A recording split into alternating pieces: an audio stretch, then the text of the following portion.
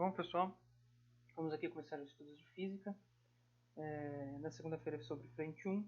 Hoje o tema é movimento uniforme, ou movimento retilíneo uniforme, mais conhecido como MU. Antes de tudo, vamos para as unidades que iremos trabalhar neste módulo, né? Primeiramente, temos que ter consciência que o Sistema Internacional de Unidades ele trabalha com um padrão, certo? E este padrão, para espaço, ele utiliza metros, para o tempo, ele utiliza segundos, e para a velocidade, obviamente, metros por segundo. Então, é basicamente isso, essa padronização. Muitos exercícios vão pedir o Sistema Internacional de Unidades, outros vão fugir um pouco disso, mas não é nada que complique vocês e que torne o exercício difícil. É nessa parte, né? Mas o que é muito importante é quantas unidades são suas conversões. A mais utilizada será a conversão da velocidade e a de espaço.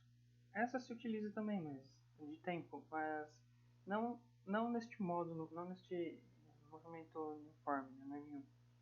O que iremos utilizar mais são de velocidade e espaço, e este principalmente, de velocidade. Para transformar em metros por segundo em quilômetros por hora, devemos multiplicar por 3,6. Já dividir por 3,6 faremos a operação contrária. Vamos transformar quilômetros por hora em metros por segundo. E este é mais comum. Por quê? Porque iremos converter uma unidade não convencional do SI, como vimos anteriormente, para o SI. Então, sempre que o exercício irá te dar em quilômetros por hora, ele quer saber se você sabe converter. Então você terá que dividir a velocidade em km por hora para metros por segundo, ou às vezes ele vai querer resposta em km por hora. Então você tem que sempre estar atento à interpretação. E aqui vocês podem ver que tem hectômetro, metro, decímetro, centímetro, decâmetro, milímetro. São utilizadas, mas aqui no MU, como eu repito, né, sempre iremos utilizar um metro para quilômetro, quilômetro por metro. Sempre existe um exercício que pede, principalmente da Unicamp, que pede em decâmetro e que é em centímetro, mas é muito raro e não foge muito dessa régua aqui, né? Então, mas como que vamos converter diretamente para metros para quilômetros? Teremos que dividir por 10, 100, 1000, certo? Estamos dividindo por 10 3 vezes, então iremos dividir o metro por 1000, obteremos quilômetros. E para obter em metro, vamos multiplicar por 1000, porque, como ocorreu aqui também, fazemos a operação contrária da divisão, que é a multiplicação. É basicamente isso, nada fora da realidade de vocês. E vamos ao movimento uniforme propriamente dito. Por que movimento uniforme? Por que uniforme? O uniforme quer dizer a velocidade, referente à velocidade. A velocidade dele é uniforme. Ele transcorre intervalos de tempos iguais pelo mesmo intervalo de tempo. Ou seja, definimos assim que não existe aceleração. Quando a gente fala movimento uniforme, aceleração, não está certo. Não existe aceleração aqui. A aceleração é igual a zero. Então a velocidade não se altera, porque o que altera a velocidade é a aceleração. E vocês vão ver mais aprofundado na próxima aula, na próxima semana, que é o movimento retilíneo uniformemente variado. O variado vem para acrescentar a aceleração nos exercícios e torna o movimento totalmente diferente. A aceleração transforma ele, né? Mas como neste módulo não temos, não a consideramos. Então o que isso reflete na realidade? Na realidade vamos ver um carro que ele está parado no quilômetro, no metro, né? No 200, então o tempo é zero, e ele começa a acelerar. Ele chega com a velocidade constante, claro, chega no 400 metros, deu 4 segundos. Tá bom. Aí vamos, mais 200 metros, ele anda mais 8 segundos, mais 4 segundos e chega em 8 segundos naquele local. Então vemos o quê? Que ele andou a intervalos de 200 metros em 4 segundos. 200 metros em 4 segundos. Então, sempre foi constante. Então, a velocidade podemos determinar que é um movimento uniforme. Mas o que determinamos com esses dados, né? O que se determina? como eu disse anteriormente, ele percorreu 200 metros em 4 segundos, em intervalos de distâncias em tempos iguais. Então, definimos que é um M1. E a partir disso, conseguimos determinar a velocidade? Conseguimos. Aí iniciamos com as fórmulas. E aqui temos o que? A variação do espaço percorrido. Sempre utilizamos variação, que sempre será final menos inicial, como delta. Então temos ΔS, temos o inicial, como eu falei para vocês, 200, e o final. O final, para obter velocidade, como você tem os outros dados, você pode utilizar qualquer um, né? Aqui no exemplo, vamos dizer que ele andou 200, foi no 400 e parou num posto de novo. Vamos dizer que ele ficou parado ali no 400, então foi o espaço inicial, em 4 segundos. Então, utilizamos o 400. Então, ele parou no 400 menos o 200. Então, é o final menos o inicial. E temos também o delta, a variação do tempo. Então, nós podemos utilizar o 4 menos o 0, obteremos 4 segundos. E obteremos a velocidade média dele naquele período, a velocidade constante que ele teve naquele período. Então, o automóvel 200 seria 400 menos 200, 200 dividido por 4 menos 0, 4. Obtemos que a velocidade constante dele é 50 metros por segundo. Simples, é a fórmula mais básica por então. E agora iremos complicar um pouco, que tem a função horária do deslocamento. Essa função horária ela é muito interessante porque ela tem os termos bem definidos. Então, quem está multiplicando o tempo é sempre a velocidade, o tempo está multiplicando a velocidade, está somando ao espaço inicial. Este é o símbolo do espaço inicial, né? O zero aqui, S0 e o espaço final. Então, é sempre quando te derem a fórmula com os números em função do tempo e do espaço, vocês podem definir o que é o que aqui, né? Então vamos um exemplo prático com esta fórmula.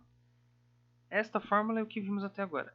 Aqui temos uma partícula que se move com velocidade constante, percorre uma trajetória retilínea, a qual se fixou um eixo de coordenadas.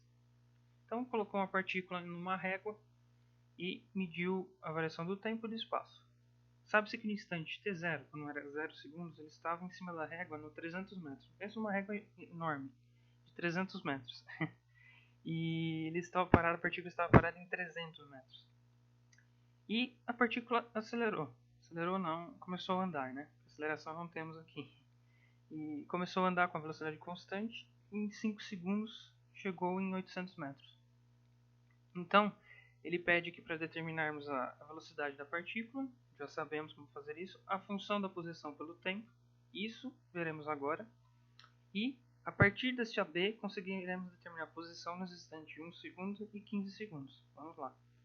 A velocidade do móvel, como vimos anteriormente, pegamos a final menos o instante inicial, o espaço inicial, e dividimos pela variação do tempo, que é 5 segundos, como ele deu no exercício, menos o tempo inicial, que é 0. Poderia ser 2? Poderia ser 2 segundos, mas o tempo que ele nos deu é 0. Isso depende de onde ele quer deslocar o referencial dele, né? E temos a velocidade média de 100 metros por segundo. 800 menos 300, 500, divide por 5, 100. Acabou o exercício. E aqui eu coloquei uma observação que caso a velocidade seja menor que 0, ou seja, negativa, quer dizer que ele está ao contrário. Então o que poderia ser? Poderia ser que no instante 0 ele estivesse no 800 e no instante 5 segundos ele estivesse no 300. Então ele está voltando na régua. Então a velocidade seria retrógrada. O movimento seria retrógrado, porque ele está voltando na régua. Esse é só um referencial para termos que é muito importante também na física, o referencial, né? Se ele está voltando, se ele está indo. Então é o primeiro contato que vocês vão ter com um referencial na física, que é muito importante. E vamos para a função da posição pelo tempo. Como dito anteriormente, o S0 corresponde ao espaço onde ele se encontra, o espaço inicial dele, né? A posição inicial. Como vimos, era 300, lembra? Só que aqui houve uma digitação, aqui é positivo, tá, pessoal? Porque a velocidade não é retrógrada, ela é progressiva. E multiplicamos pelo tempo, pela fórmula que eu expliquei anteriormente. Substituímos simplesmente isso. Então, quem está multiplicando o tempo, o 100, como descobrimos anteriormente, a velocidade. O espaço inicial é o 300. Colocamos na fórmula.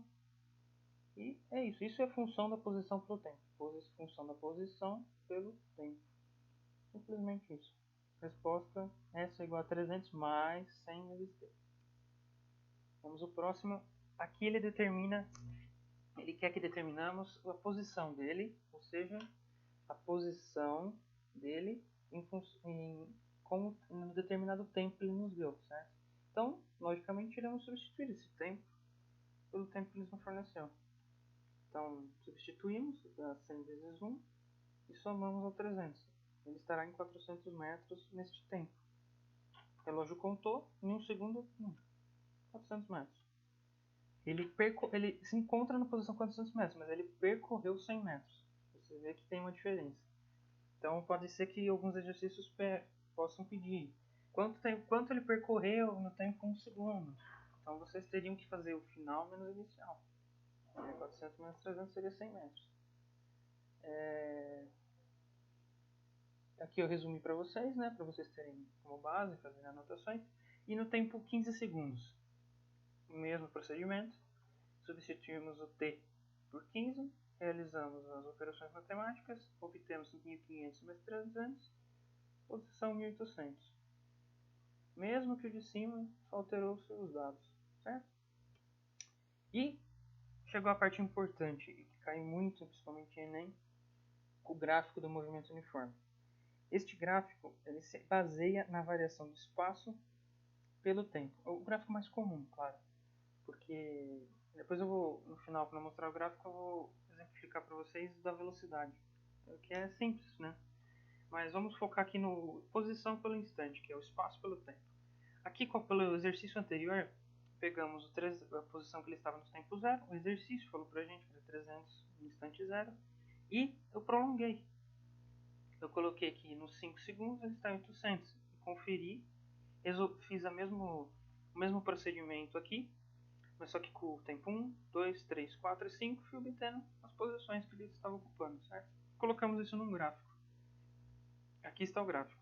O tempo 0, 300, o tempo 1, 400 e assim por diante. E vemos que o gráfico é uma função do primeiro grau, porque é uma reta, função afim, e podemos perceber que ele está crescendo. O que determina que ele está crescendo, né?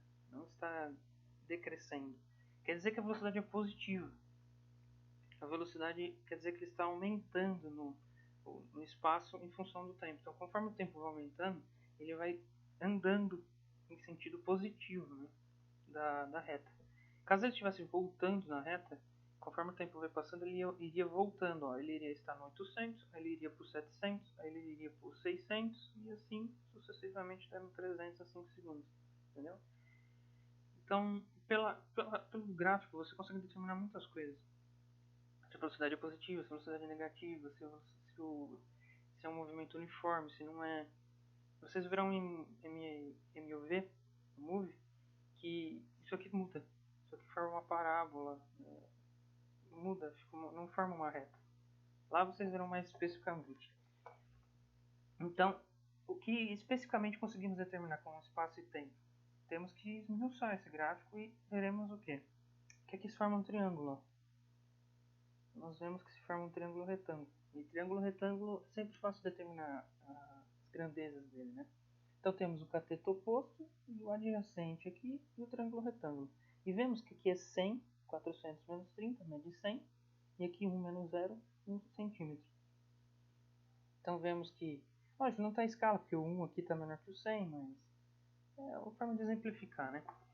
E vemos que se forma um ângulo de 90 graus aqui, por ser retângulo, e um ângulo aqui.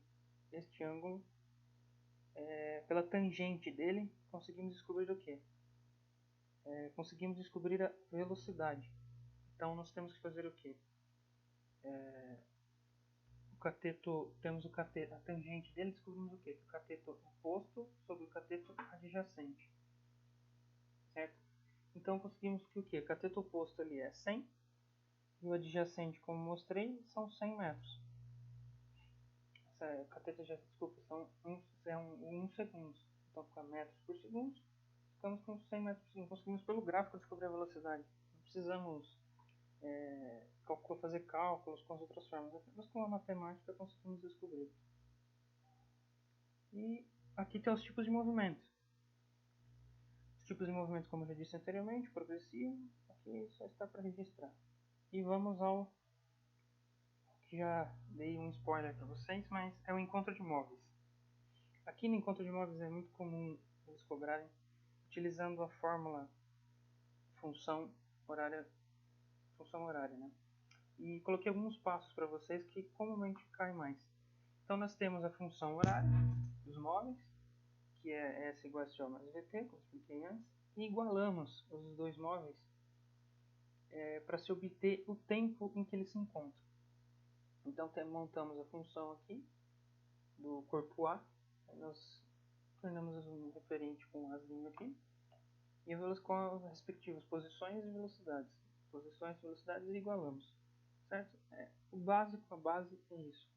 Vamos para um exemplo, um exercício aqui do CFTMG 2008. Então ele pede assim, duas esferas A e B, temos a A e a B, movem-se ao longo de uma linha reta com velocidades constantes, então estamos no M1. Aqui nós estamos no M1, ó, velocidade constante, estamos no M1. Então já vimos que essas velocidades não vão mudar, isso aqui não muda, iguais a 4, 2 segundos. A figura mostra suas posições num dado instante. Vemos aqui que ele até exemplificou. Descobrimos o que com aqui? O espaço inicial, posição inicial, certo? Do corpo A e do corpo B. E vemos as unidades aqui, ó, centímetros por segundo. Aí você, nossa, centímetros por segundo, como assim? Fique tranquilo, porque as respostas estão em centímetros, ó. A posição é em centímetros. Então não deve se alterar nada, não deve se converter nada, apenas se mantém. Então as velocidades estão em centímetros, ó, em centímetros por segundo. Então vamos resolver.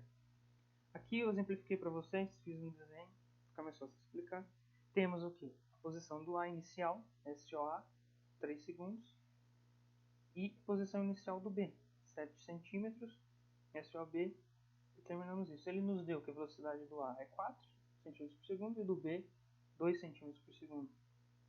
E vamos para o primeiro passo, realizar as funções horárias dos dois corpos. Então temos a função horária do A, função horária do B, e substituímos o inicial, 3, e a velocidade 4 vezes o t. Pronto. E do B, a mesma forma. Inicial 7 e velocidade 2. Formamos. Vamos para o segundo passo. Vamos igualar, né? Lembra? Igualamos o SA, que equivale a esta equação, e o B, que equivale a essa equação. Então igualamos. Pegamos termos semelhantes, que é 4 vezes o t, estamos multiplicando o t com o 2, passamos o 2 para lá e passamos o 3 para cá. E ficamos com o t, 4t menos 2t igual a 7 menos 3. Resolvemos, obtemos o tempo, igual a 2 segundos. Certo? Eles se encontram, como está dizendo aqui, em 2 segundos. Então os corpos vão estar na mesma posição. Eu não sei que posição é essa, porque é a resposta. No tempo 2 segundos. Certo? Então no tempo 2 segundos, eles vão estar na mesma posição. O A junto com o B. Eles vão se encontrar, mas temos que descobrir a resposta, que é a posição que eles se encontram. Então pegamos este 2 e substituímos ou na função horária do A ou do B. Aí vocês escolhem. Eu escolhi a do A. Então pegamos a do A, substituímos o tempo dele aqui pelo tempo em que eles se encontram, que é 2 segundos, e resolvemos. 3 mais 4 vezes 2, temos 11 segundos. Então a resposta, temos aqui, é 11 centímetros, né? E obtemos a resposta. Sempre vão ser cobrados. Isso é, como eu digo, eu trouxe a base para vocês. É sempre essa a base. Vocês irão ver isso como a base. Eu vou ter variações, né? Aqui vai ser um carro, ou esse aqui vai estar voltando. Você sempre tem que pôr o referencial e colocar um tipo de movimento. Por exemplo, se o B tivesse com velocidade 2, mas estivesse com a velocidade voltada para este lado, você teria que colocar na função horária dele negativo, porque a velocidade está voltando, certo? Então teria que ser um menos aqui ao invés de um mais. né? E iria mudar totalmente o exercício, porque aquele de negativo ia passar para positivo, iria se somar, ia dar um outro tempo, certo? Mas é só questão do referencial e da questão dos sinais, certo? E, e é isso. Muito obrigado e até mais.